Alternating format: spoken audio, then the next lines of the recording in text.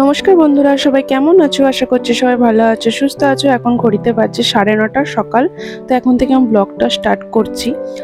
তো আজকে আমার 21 দিন কমপ্লিট হলো, তো সেটারই ব্লগ তোমাদের সাথে আজকে শেয়ার করব। তো এখন সকালবেলা ঘুম থেকে উঠে বসে আছি। তো তারপরে দেখো, এই শাড়িটা আমি পরবো স্নান টান করে, আর ছেলেকে এই জামাটা পরাবো। তো সকালবেলা আমাদের স্নান টান কমপ্লিট হয়ে গেছে। কাকিমা হচ্ছে মন্দিরে পুজো দিতে গেছে, পুজো দিয়ে চলে এলেই প্রসাদ খাবো। তো দেখো, আমার শ্যাম্পু করে স্নান করে নিয়েছি, এখনো শাড়িটা পরিনি গরম হচ্ছে বলে। দেখো, আমি শাড়ি পরে রেডি হয়ে গেছি, আর ওদিকে মাও আমার ছেলেকে রেডি করাচ্ছে। তো এখনো পর্যন্ত আমি সিঁদুর পরিনি, কারণ মন্দিরে পুজো দিয়ে এলে সেই পুজো করার সিঁদুরটা পরবো, তারপরেই সিঁদুর পরতে পারবো। তো মন্দির থেকে পুজো দিয়ে আসতে অনেকটাই দেরি হয়ে গিয়েছিল। তো তাড়াহুড়ো করে দেখো, তেল হলুদ সিঁদুর সবই পরা হয়ে গেছে, কিছুই তোমাদের সাথে শেয়ার করতে পারলাম না। আর আমার টিফিন খাওয়াও হয়ে গেছে। আর ছেলেকেও দেখো স্নান টান করিয়ে নতুন জামা পরিয়ে তারপরে ওকে তেল হলুদ দিয়ে দেওয়া হয়েছে, ও এখন ঘুমাচ্ছে। তো ঘড়িতে দেখো এখন বাজে 11টা 20, মানে অনেকটাই বেলা হয়ে গেছে খেতে। তো আমি এখন শাড়িটা চেঞ্জ করব, প্রচন্ড গরম হচ্ছে। তো চলো শাড়িটা চেঞ্জ করে নিই। তো শাড়িটা চেঞ্জ করার পরে দেখো, আমি সিঁদুরটা ভালো করে পরে নিয়ে আর যেসব গয়নাগুলো পরে থাকতাম সেগুলো পরে নিয়েছি। তো বন্ধুরা, এখন এই সন্ধ্যে 6টার মতো বাজে। তো আমার ঘরে দেখো এই সমস্তগুলো আয়োজন করা হয়েছে, কারণ এখন সেটেলা পুজো হবে।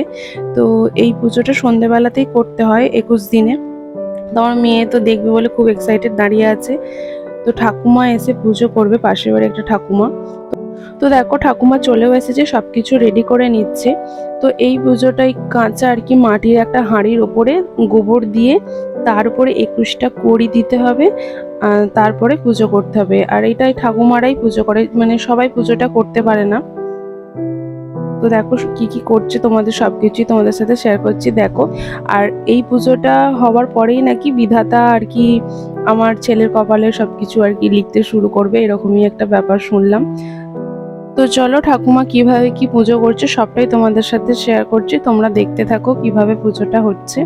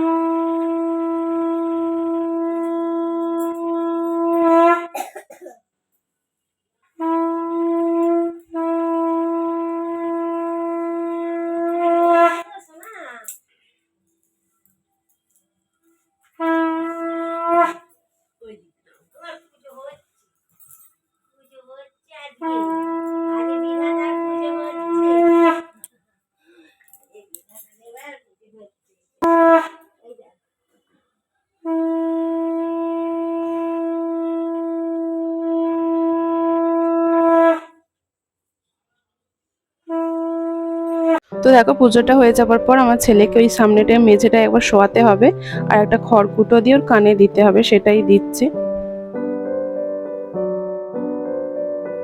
তো এই পুজোটা আর কি যে ঘরে থাকে বাচ্চা সেই ঘরেই করতে হয়, তাই জন্য আমার ঘরেই দেখো হয়েছে।